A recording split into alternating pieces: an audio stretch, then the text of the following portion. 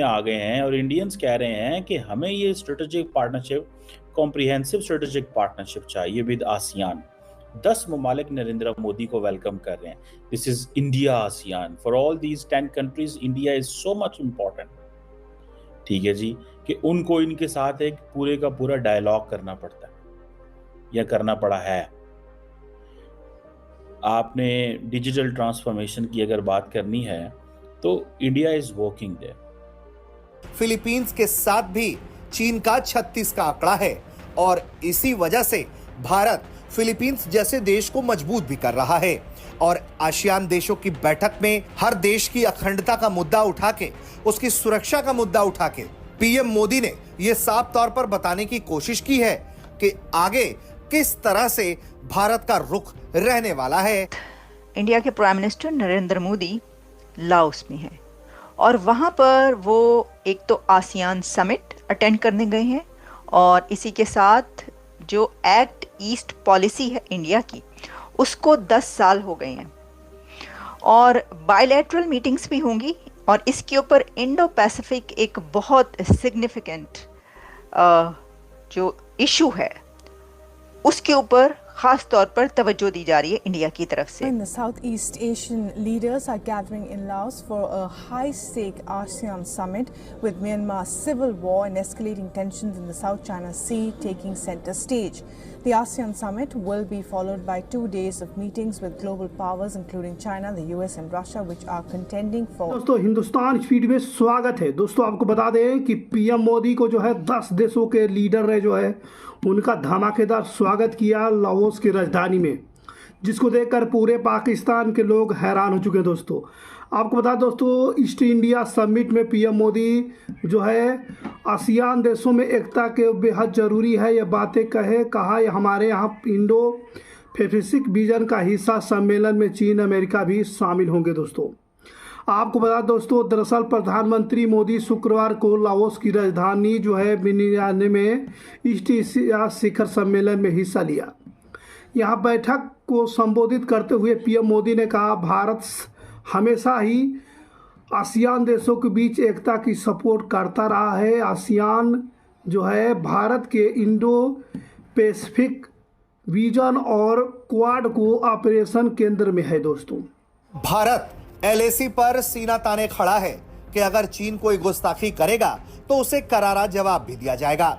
वहीं दूसरी तरफ फिलीपींस के साथ भी चीन का 36 का आंकड़ा है और इसी वजह से भारत फिलीपींस जैसे देश को मजबूत भी कर रहा है और आसियान देशों की बैठक में हर देश की अखंडता का मुद्दा उठा के, उसकी सुरक्षा का मुद्दा उठा के पीएम मोदी ने यह साफ तौर पर बताने की कोशिश की है कि आगे किस तरह से भारत का रुख रहने वाला है और वो किस तरह से आसियान के उन देशों के साथ भी खड़ा रहेगा जिनके साथ कोई भी देश उनकी अखंडता पर चोट पहुंचाने की कोशिश करेगा।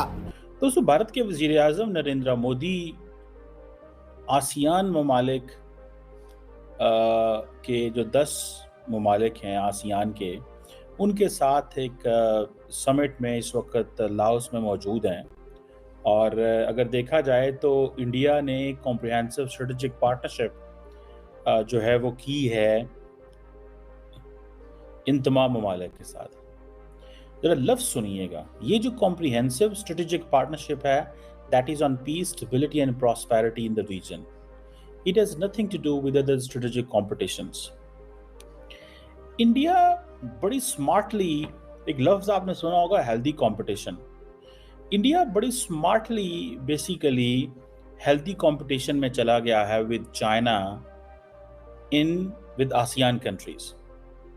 कहा जा रहा है कि आसियान और जो चाइना की जो पार्टनरशिप है इट गोज़ वे बियॉन्ड, ठीक है जी, बड़े पुरानी एक तो है और दूसरा ये है कि ये तकरीबन if I am not wrong तो वो 900 अरब डॉलर की बायलैटरल ट्रेड है इंडिया और चाइना और आसियान की।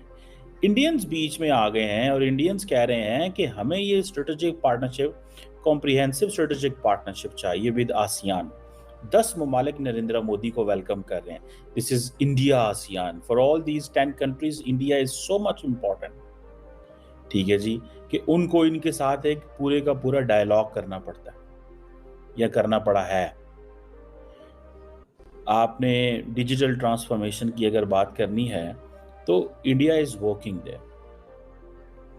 अब ये जो ASEAN India comprehensive strategic partnership है, वो कह रहे हैं जी हमारी शेयर्ड वैल्यूज एंड नॉर्म्स हैं, ठीक है जी, कि आसियान इंडिया रिलेशंस में कि जब से ये बना है होने तक कॉन्टिन्यूसली उन्हीं की खबर चल रही है।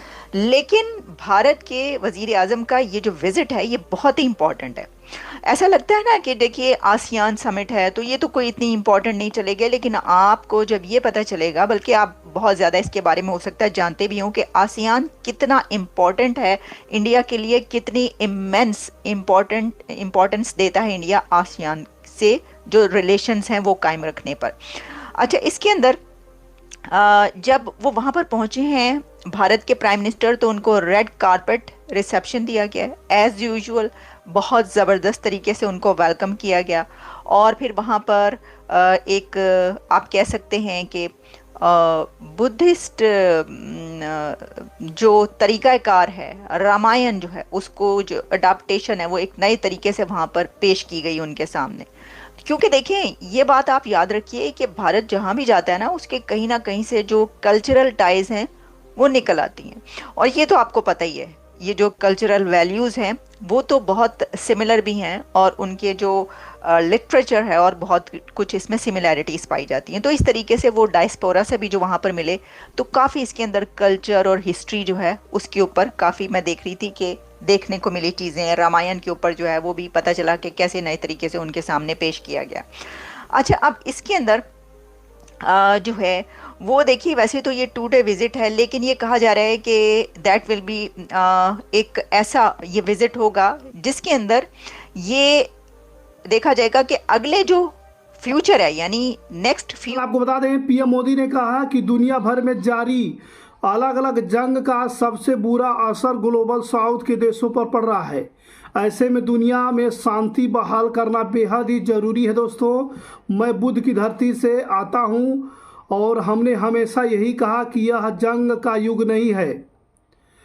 जिस बात को सुनकर के पूरे पाकिस्तान के लोग हैरान हो चुके हैं। आपको बता दें, ईस्ट एशिया समिट शुरू होने से पहले पीएम मोदी ने अमेरिका के विदेश मंत्री एंटनी ब्लिंकन से मुलाकात की। उन्होंने जो है मिल्टन तूफान के मारे गए लोगों के प्रति दुख जताया।